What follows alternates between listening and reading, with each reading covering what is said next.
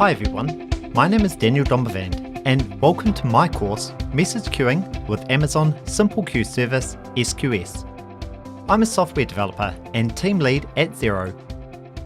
In this course, we're going to start off with an introduction to Amazon SQS before we dive deeper to get a full understanding of how Amazon SQS works behind the scenes. As an added bonus, we create a .NET Core Web API that will send messages to an SQS queue, and an AWS Lambda that will consume messages from our queue. Some of the major topics that we cover include the benefits of using Amazon SQS, some common use cases for using Amazon SQS. We take a deep dive into Amazon SQS where we'll cover how it all works behind the scenes.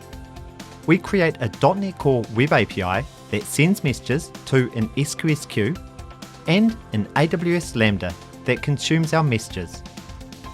By the end of this course, you'll have a deep understanding of Amazon SQS, including the benefits it provides.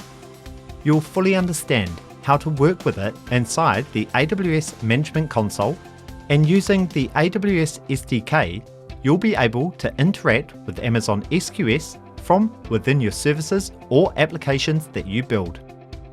Before beginning this course, you should be familiar with Amazon Web Services, AWS. It will help to have an account already set up. However, I explain in the course where you're able to get further information on setting this up. I hope you'll join me on this journey to learn Amazon SQS with the Message Queuing with Amazon Simple Queue Service SQS course at Pluralsight.